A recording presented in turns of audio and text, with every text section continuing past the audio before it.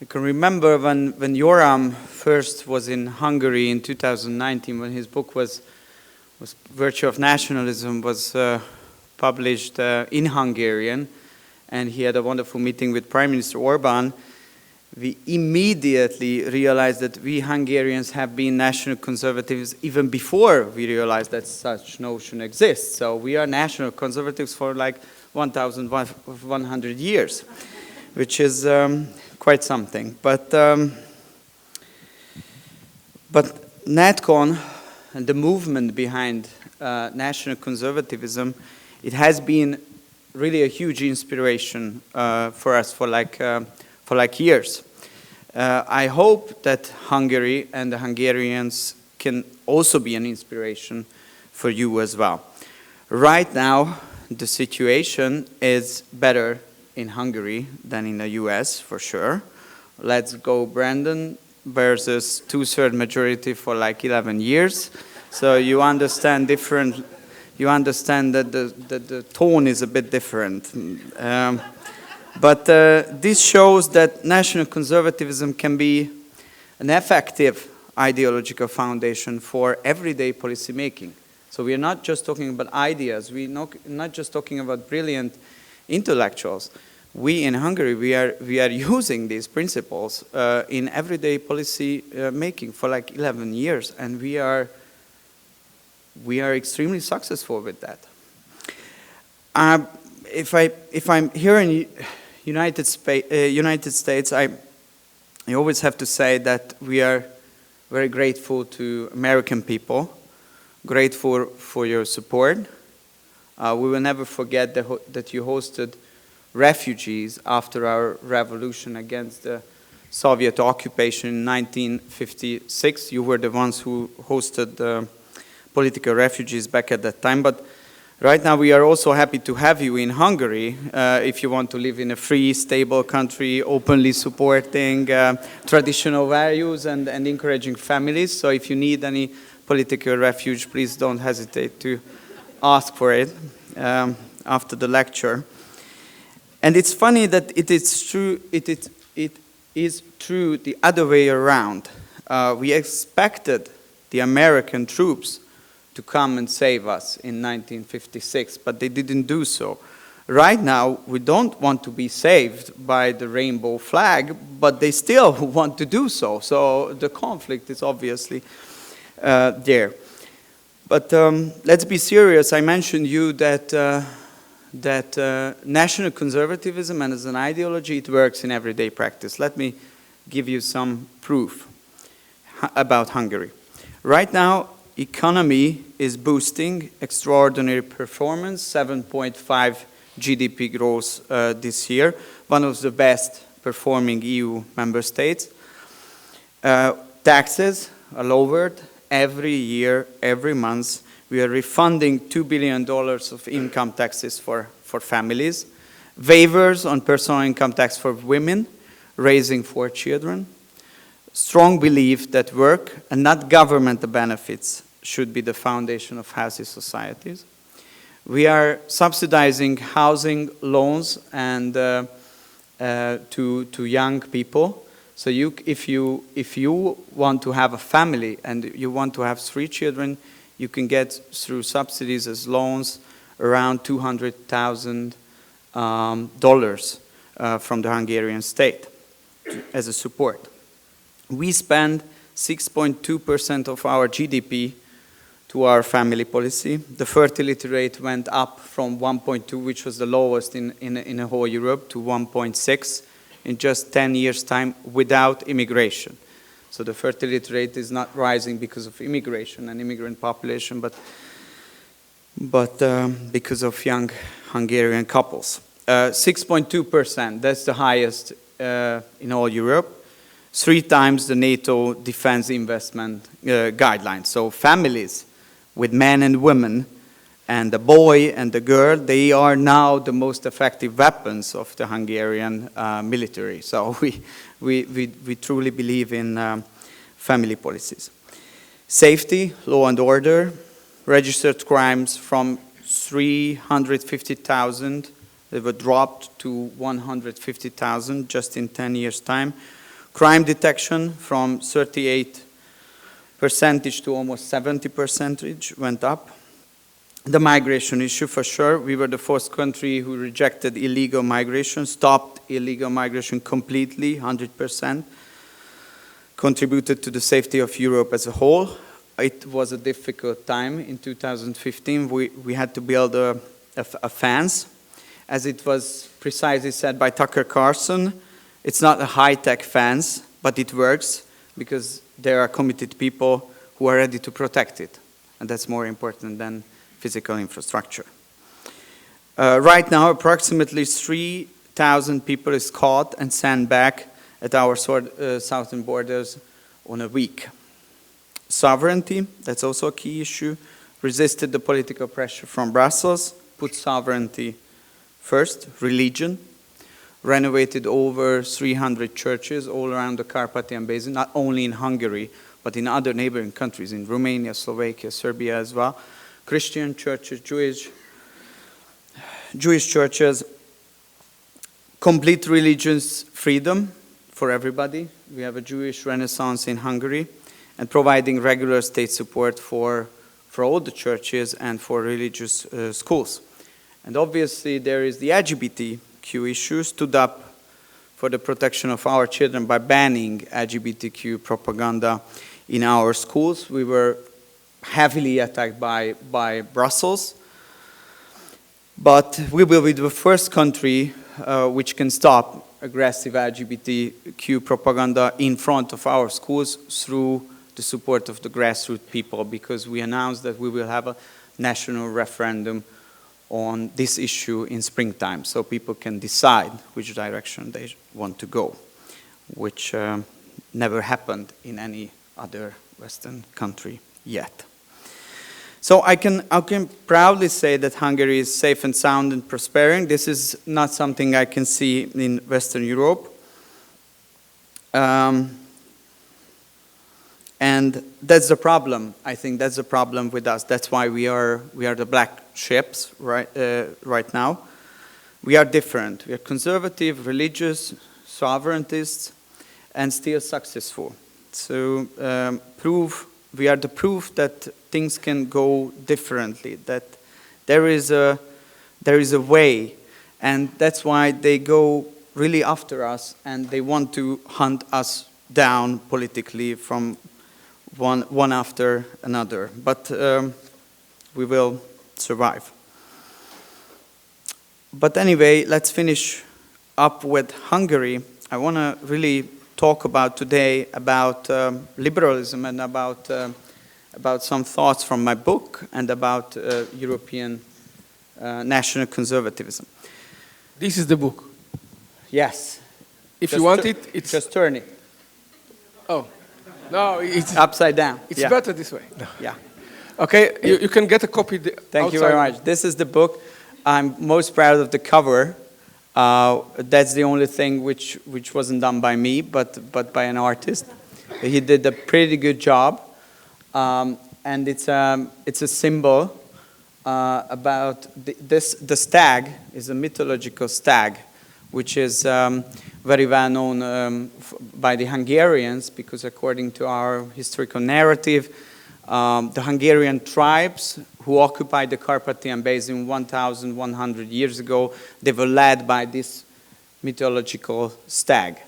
And the idea of the cover is that the stag is still with us in contemporary time in Budapest, and he leads us toward a better future or something like this. So that's the idea behind it. I hope you will enjoy it. But let's talk about liberalism and then Brussels and then differences between Anglo-Saxon and Central European conservatism. I think the biggest problem with contemporary liberalism right now, and we didn't touch this issue very well during the conference, is disregarding history. Liberals are still thinking that we have a Fukuyama moment, which means history is already ended. That's a mistake. They thought that they can govern every country located everywhere in the world, guided by the same principles and policies.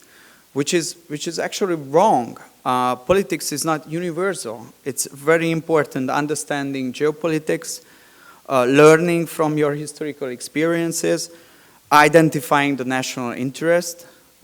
Every nation has a different national interest for sure, and having a pragmatic as well as strategic approach.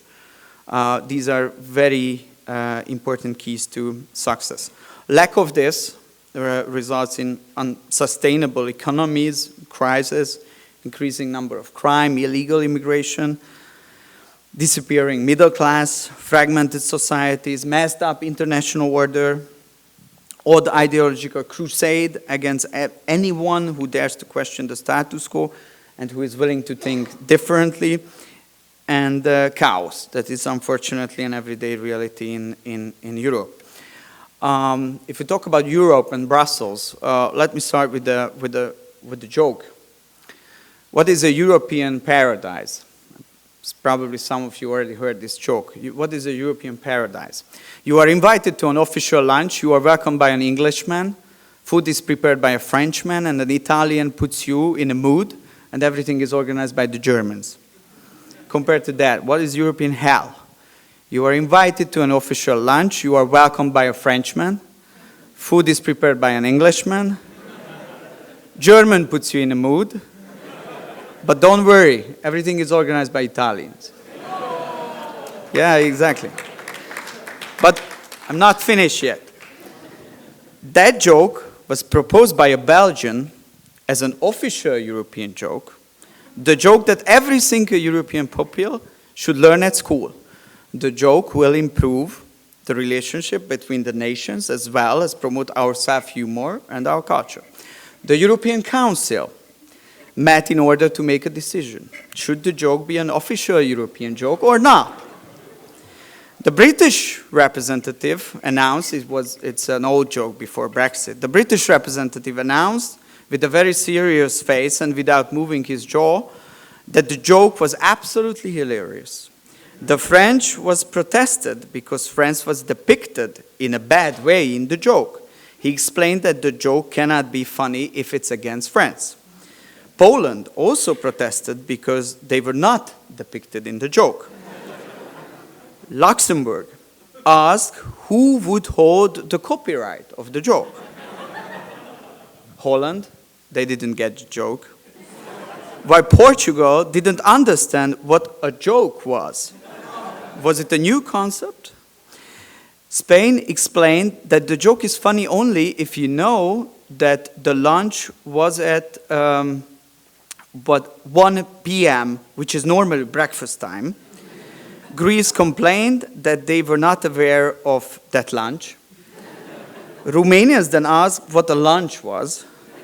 Lithuania and Latvia complained that their translators were inverted, translations were inverted, which is unacceptable even if it happens all the time.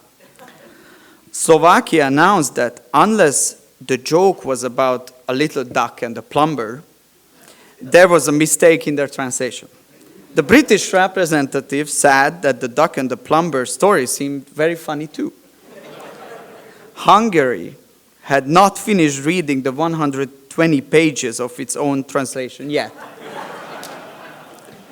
To close the meeting, the German representative announced that it was nice to have a debate here in Brussels, but that now they all had to make the train to Strasbourg in order to take a decision. He asked that someone to wake up the Italian so as not to miss the train, so they can come back to Brussels and announce the decision to the press before the end of the day. What decision? Asked the Irish representative. And they all agreed it was time for some coffee. So that's the joke. Quite long, but yeah, thank you. So I think in a way it's obviously a tragedy that we Europeans are acting like this. But I think it's also part of our culture and part of our proudness that we Europeans do like this. We are different. And the tragedy, the real tragedy, and the real joke is not that we are like this, because that's everyday reality. But the real tragedy and the real joke is currently Brussels is working on finish this whole thing up. They don't want to maintain these kind of differences. They don't want to preserve national differences. They just fed up with everything what is mentioned in the joke. They just want to have a homogeneous superstate, which is obviously liberal, which is obviously woke, which is obviously serving liberal international order or whatever. And if any single country and any single member state want to go to a different direction, want to have her own translation, then it's something bad and should be stopped immediately. And that's the real strategy. That's the real tragedy with contemporary European politics. And Europe as a whole, it wasn't based on this ideology. But there is a hope. Central Europe right now is doing pretty well. Western Europe is not so much. In Central Eastern Europe, even the liberals are conservatives. Like think about Andrej Babiš, the Czech prime minister. He is a clear-cut liberal, but he is on our side with all these political debates. So even the liberals, so Central Europe makes even the liberals conservative. So if you have any liberal friend, please bring him or her to Central Europe, and then he or she will be fine. And I think there is a historical reason why it is so. Historically, Anglo-Saxon conservatism and obviously liberalism was more like an expansion type of ideology. Meanwhile, for Central Europeans, for the conservatives, and also for the classical liberals, defensiveness was more important than expansion. See, Central Eastern European region is more pragmatic. We had to protect ourselves. We were skeptical of new ideas. I would characterize Central European conservatism as a more pragmatic way of thinking. Why is that? I think the answer is in the defensive nature of Central Europe, which can explain by history, geography, and culture. Empires need ideology, core interest, spreading of the values. They had to identify values and ideas that were suitable for a wide spectrum of countries and nations, ranging from England to India. Individual rights and liberty became the lowest common denominator. And geopolitics is also important. Anglo-Saxon countries, they are mainly coastline countries, while Central European states often landlocked. Anglo-Saxons, they are engaged with a variety of different nations and culture.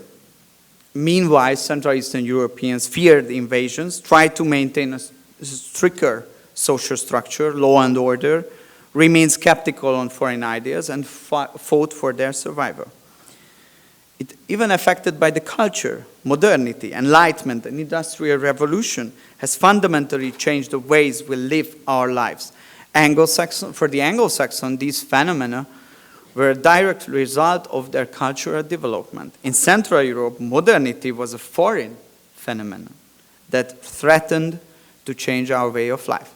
The dilemma for us was either reject modernity, keep your nation identity intact, and risk being defenseless from modern, better performing competitors, versus you embrace modernity, risking to lose your national identity.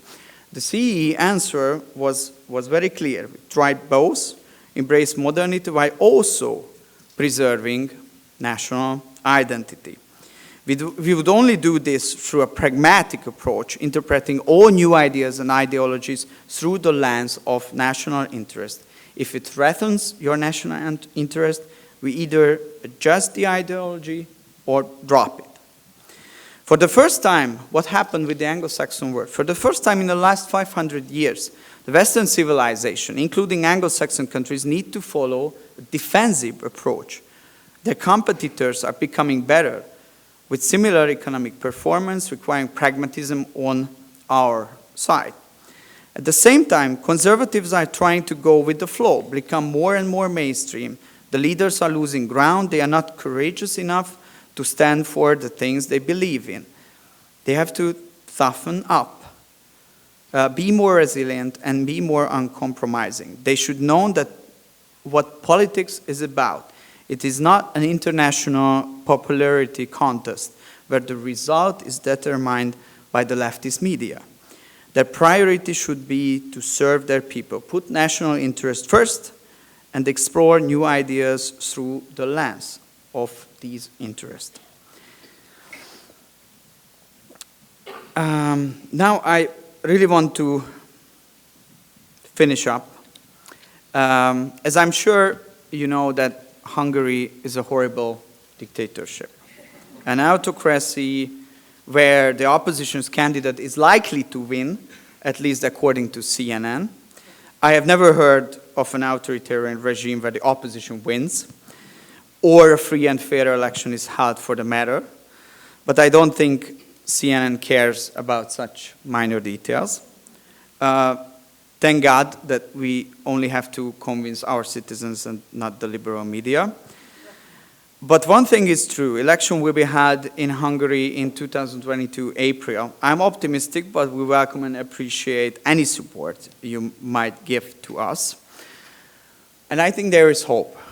Let me finish by sharing a personal story with you. I was here in the United States before the elections 2016. The popular opinion, including every Republican leading DC expert, was that Trump has no chance. He will definitely not make it. That's what we heard from the liberal media as well. And then we visited not only DC, but also Cleveland. And there was a Hillary Clinton rally in Cleveland with LeBron James on the stage. Meanwhile, in the other stadium, there was an NFL game. We also wanted to participate in that. So first the NFL match where there were 80,000 people. And then we went to the other stadium where Hillary rally was with LeBron James on the stage. And there were only 500 people. And all the people were paid except us. Quite dumb, but still, that was the case.